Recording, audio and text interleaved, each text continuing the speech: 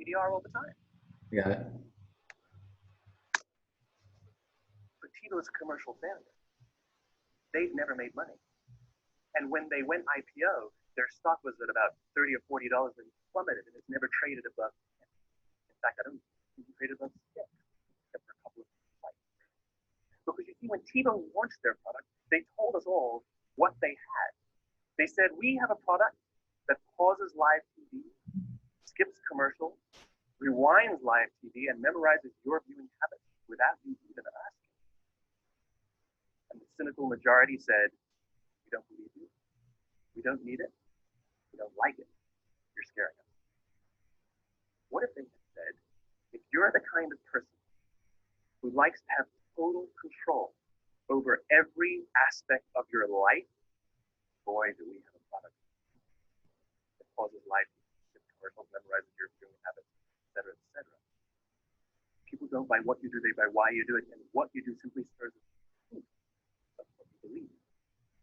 That would give you a success. So we're talking about the why, the what, and there's some things that maybe overlap with what we do a little better. This is talking about marketing, but talking about, like you said, like I hit an HTP or whatever my intervention is, that's the what, and that's the outer ring. It's not irrelevant, but it's not at the heart of what we're doing. And then how we're doing it is, again, kind of just our treatment approach. But once you get down to the center of it, we're going to talk about your why. That's really like what's going to drive home the point and keep you true to whatever your treatment approach is. So as long as this is solid, then the things that stem off of it should be good, but it doesn't always go the other way. It's like, hey, I hit an HTP, like that's my centerpiece. Like, let's say we flip these. I hit an HTP. Does that make its way out to why? It's like, now you kind of just may use confirmation bias, or you found a why that would support what you did, and instead you kind of build from the inside out. So I don't know, just something to think about, I guess, a little bit, but I don't know if you have any thoughts on that. No, I like it. I like Simon Sinek. I agree. I think the why should be twofold. It should be like, why do we do it in general? You know, like in general, why do we an athletic trainer? Why do we choose to come to work every day? I think that's our biggest why.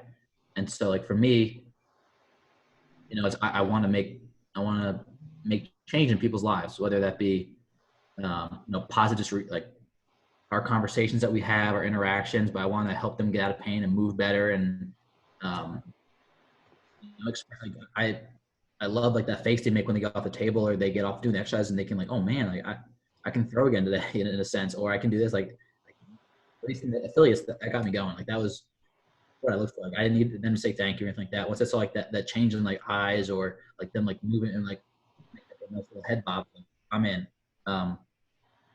So I think it should stem from that, and then also the why. So then it goes into what's your evaluation, and my evaluation is I need to get more, like we talked about before. I need right trunk rotation, and I need you know, left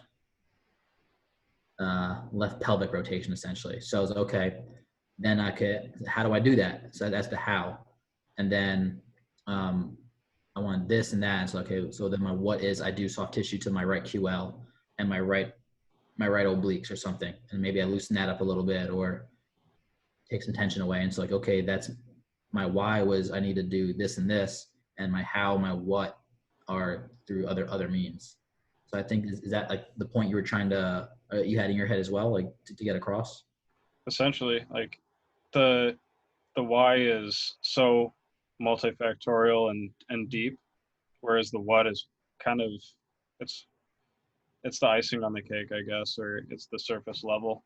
So as long as you have a strong centerpiece of something that you're building off of, you can go in so many different directions. But if you're just living off of things that you see or what someone else told you and you're kind of going at it blind, I think that's kind of where you might get lost easier. But also, when we were originally talking about patient buy-in, if you're communicating, and I think that's why some clinicians are so strong, is they're communicating to the patient in a way that the patient appreciates and is willing to kind of ride the wave and be all in.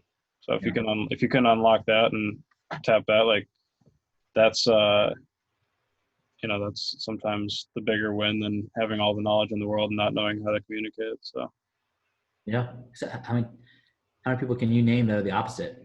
That super smart. They can tell you verbatim, like you can put a needle somewhere and they can tell you exactly what inch of the infrastructure they're on or whatever, and they can't explain to the patient or the athlete or joke or get along with anybody. And it sucks. Like at the end of the day, we're gotta get along with people, gotta get along with the other person. and be able to adapt to your audience as well. You're not going to explain what we just talked about in the same way to medical staff as you would with a coach or a player. It's going to change a little bit for everyone depending on what they need to hear, should hear, and would benefit most from hearing. Yeah. So, So be adaptable. Be, in the words of Bruce Lee, be water, my friend. be Warder, as the New Jerseyans would say.